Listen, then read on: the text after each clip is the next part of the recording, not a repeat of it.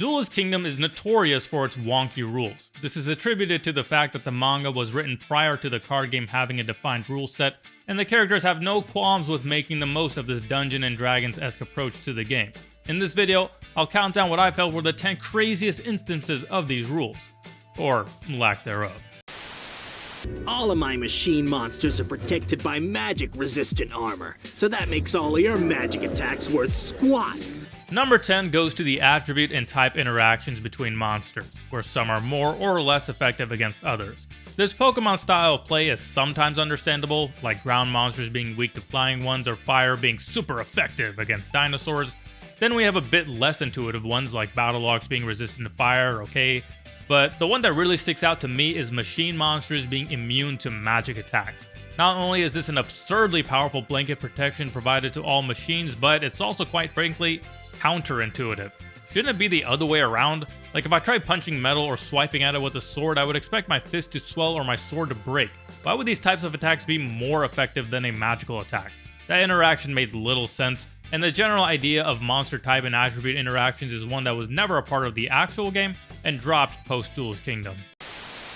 She's been chanting a spell since I put her on the field. It allows the mystical elf to transfer her own attack power to any other monster I choose. Number 9 goes to Mystical Elf's chanting ability. In his duel against Ghost Kaiba, Yugi uses Mystical Elf to boost the attack of his blue eyes in order to take down Ghost Kaibas. He claims that ever since the elf has been on the field, she's been chanting a spell that will allow it to lend its attack to another monster. While this may on the surface seem normal, it sticks out for one very blatant flaw. Mystical Elf is a vanilla monster, it shouldn't have an effect, so Ghost Kaiba had it right when he objected. What? This can't be! This move was inspired by Seto Kaiba himself. The only inspiration Yugi is taking from Kaiba here is how to screw the rules. That's the magic of Shadow of Eyes. It exudes an irresistible force that can lure even the mightiest monsters into battle. Number 8 goes to Shadow of Eyes. This is a card Mai uses against Yugi, which uses pheromones to tempt Yugi's monsters to attack her harpies, but ultimately trap them into Mirror Wall. The reason it works is because her harpies are all ladies and Dark Magician, well, he's a man. He has needs. He's tempted by them half-naked ladies and their crazy pheromones, and Dark Magician Girl doesn't exist just yet. But Mystical Elf, now she is an independent woman. Those pheromones have no effect on her, thus allowing Yugi to summon her without worrying about Shadow of Eyes forcing her to attack. This interaction makes some sense. It's just very difficult to qualify across the game because while some monsters are discernibly male or female, many of them are at best non-conforming or have no gender. So how exactly would this card work against all the monsters in the game? Well, we never find out, but it's safe to say that the idea of playing on gender attraction wouldn't work in a card game with more defined rules, or better yet, with undefined genders. Turtle, catapult launch my dragon champion!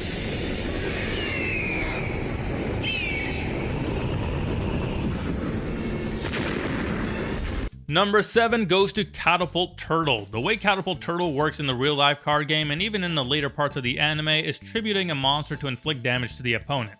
The way it works in Duelist Kingdom, though, is launching monsters to destroy fortress-like cards, such as Mai's Mirror Wall and Panic's Castle of Dark Illusions. The latter is an especially wonky instance because after launching his dragon champion into the castle's flotation ring and breaking it, the castle still floats. Panic thinks this means Yugi's plan failed, but Yugi explains that it continues to float because of the Swords of Revealing Light, which when they expire at the end of the turn, the castle will come crashing down. The fact that Panic himself needs his cards explained to him goes to show that nothing about this interaction made sense without Yugi making it up as he went. That time warp did age my Dark Magician, but it made him stronger. Number 6 goes to Dark Sage. In the anime, Yugi gives Joey Time Wizard while they're on the way to Duelist Kingdom, so several folks have jokingly, or maybe not so jokingly, pointed out how Yugi may have been setting up Joey for Time Wizard to backfire against him.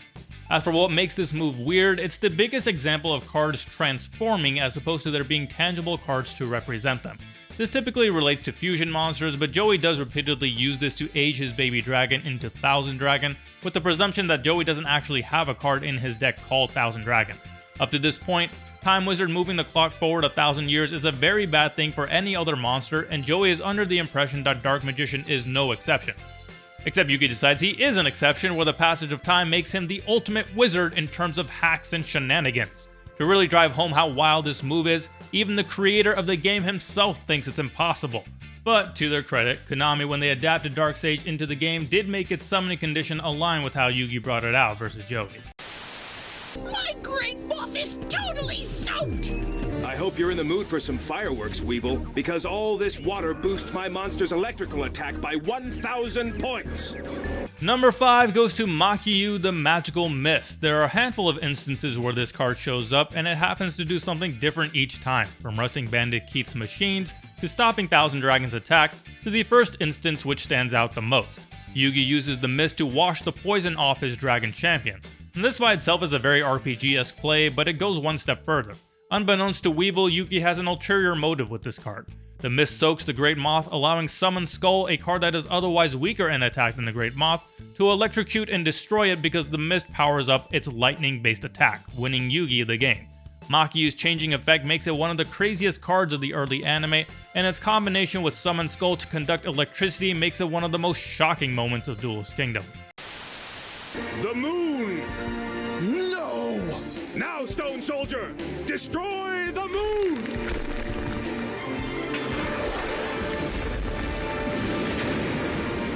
Number 4 goes to Attacking the Moon. If you like the previous entry for its use of science, this one will really get your beaker steaming. In this move, Yugi uses the Giant Soldier of Stone to attack his own field spell, and since that field spell happened to be a moon, it made the tide around the Stone Soldier fade, revealing Mako's monsters that had at this point been hiding underwater. This then allows Yugi to burn them all with the Curse of Dragon Burning Land combo. This move was so memeably iconic that Konami turned the moment into a real-life card, aptly named Attack the Moon. I can use the magical power of the living arrow to bond my mammoth graveyard to the heart of your beast!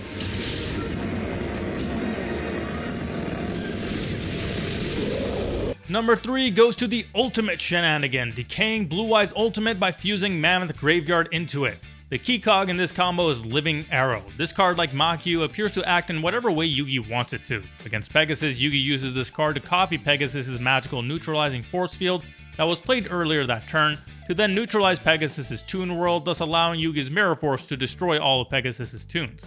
But the crazier usage is against Kaiba outside the castle, where instead of using an opponent's spell, it allows Yugi to use his own spell in conjunction with an opponent's monster.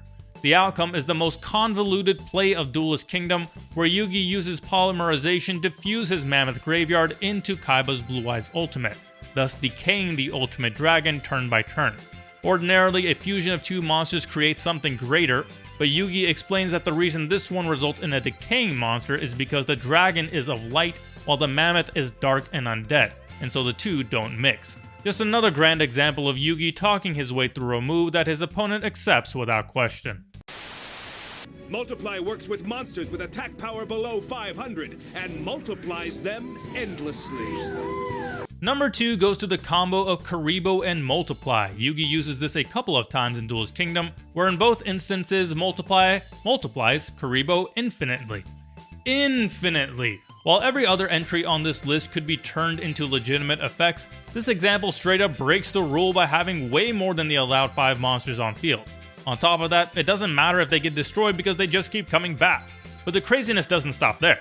Yugi takes it one step further against Pegasus by blocking Thousand Eyes Restrict's attempt to absorb the Magician of Black Chaos by having the infinite amount of Kuribos take its place. Why Yugi is able to redirect the target that Pegasus picked is beyond me, but the greater takeaway is that there aren't actually an infinite supply of Kuribo. There are only 1,000, which just happens to be enough for one Kuribo per eye that the Thousand Eyes Restrict has. And then when that happens, Kuribos explode on contact, blinding Thousand Eyes Restrict and negating its effects to restrict the Magician of Black Chaos. The amount of rule breaking it takes to pull this move off is insane. Each event triggers the next in a never-ending cycle. First attack, then regenerate, then draw. Before I get to the number 1 spot, I do want to give a shout out to Battle City for at times continuing this wonky legacy of Duelist Kingdom. No move better exemplifies this than the combo Yugi pulls off to defeat Slifer, which involves him taking Merrick's Revival Gem so that when Slifer destroys it, it revives to Yugi's field each time, forcing Merrick to keep drawing cards thanks to Card of Safe Return until he decks out. Now to be fair, the rule of temporarily controlled monsters going to Yugi's grave instead of the owner's grave is at least understandable. That's just how the rule works in Battle City. But it's the part of the combo that started it all that really sticks out as shenanigans, because Yugi uses brain control to take control of Revival Jam while it's in the process of being revived. He's literally activating a card not in the middle of a resolving chain, which would be bad enough, but in the middle of a resolving effect. It's rule breaking on the craziest level.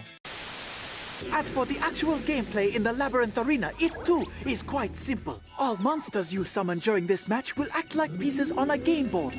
But while rule breaking is an easy way to grab a high spot on this list, what if there was a card in Duelist Kingdom that completely changed the game you were playing altogether? That's exactly what the number one spot on this list does, and that is Labyrinth Wall, a vanilla monster with 0 attack and 3000 defense that changes the game from duel monsters into some sort of dungeon game with a completely separate set of rules, where monsters must take steps toward their attack target, where flying monsters can't go through the labyrinth, where shadows can move along the walls at will, and where Summon Skull can use puddles along the labyrinth to send its attack from one end to the other. These new set of rules even affect the card effects themselves, because whereas a card like Shift would otherwise swap out a monster on the field with one in hand, Yugi uses it in his winning move to switch the places of 2 monsters already on the field, Dark Magician and Black Skull Dragon. Imagine playing basketball with someone. You're wearing shorts, shoes, got a ball, and then boom, you're on a hockey rink. Still the general idea of putting something into a net, but the way you do it is just vastly different.